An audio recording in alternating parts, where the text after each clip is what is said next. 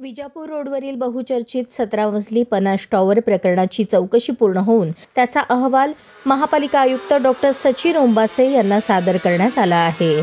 दरम्यान या प्रकरणी अखेर मंगळवारी महापालिकेच्या संबंधित 12 आजी-माजी अधिकारी कर्मचाऱ्यांना नोटिसा बजावण्यात आल्या आहेत। महापालिका अतिरिक्त आयुक्त रवी पवार यांनी या नोटिसा बजावल्या आहेत। पनाश टॉवर प्रकरणाला पुढील कार्यवाहीसाठी ब्रेक लागल्याचे निदर्शनास आणून दिल्यानंतर महापालिका आयुक्त डॉक्टर सचिन ओंबासे यांनी या प्रकरणाची फाईल पुन्हा उघडली। या संदर्भातील सविस्तर माहिती घेतल्यानंतर त्यांनी या प्रकरणाची चौकशी लावली होती आणि चौकशी अधिकारी म्हणून महापालिका उपायुक्त आशिष लोकरे यांची नियुक्ती केली होती। त्यांनी या प्रकरणाची सखोल चौकशी केली। चौकशी दरम्यान या प्रकरणातील तक्रारदार भाजपचे माजी नगरसेवक प्रभाकर जामगुंडे यांचे म्हणणे नोंदवून घेतले। या प्रकरणी चौकशी अंती अखेर उपायुक्त आशिष लोकरे आणि उपसंचालक नगररचना मनीष भिष्णुरकर यांनी हा अहवाल महापालिका आयुक्त डॉक्टर सचिन ओंबासे यांना काही दिवसांपूर्वीच सादर केला होता। पनाश टॉवर प्रकरणाच्या चौकशीत अनेक बाबी निदर्शनास आल्या आहेत। या बाबींचा चौकशी अधिकाऱ्यांनी अहवालात उल्लेख केला आहे। चौकशीत हे प्रकरण हाताळणारे 12 आजी-माजी अधिकारी कर्मचारी असून यामध्ये 6 अधिकारी निवृत्त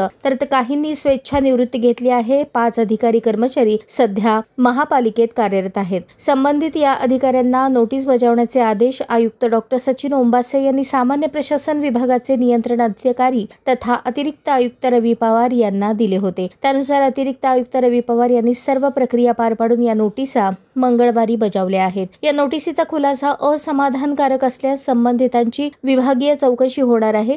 ज्या अधिकाऱ्यांनी त्यावेळी या प्रकरणातील फायली हाताळल्या आहेत त्यांचाही यामध्ये समावेश आहे। पनाश टॉवर प्रकरणी 14 वर्षांपूर्वी महानगरपालिकेने पहिल्या 9 मजल्यांसाठी बांधकाम परवाना दिला होता। त्यानंतर 2019 मध्ये वाढीव आणखी 8 मजल्यांचा परवाना दिला होता। दरम्यान याबाबत आलेल्या तक्रारी आणि प्रशासनाने दिलेल्या नोटीस प्रकरणांवर सर्वोच्च न्यायालयात सुनावणी सुरू आहे।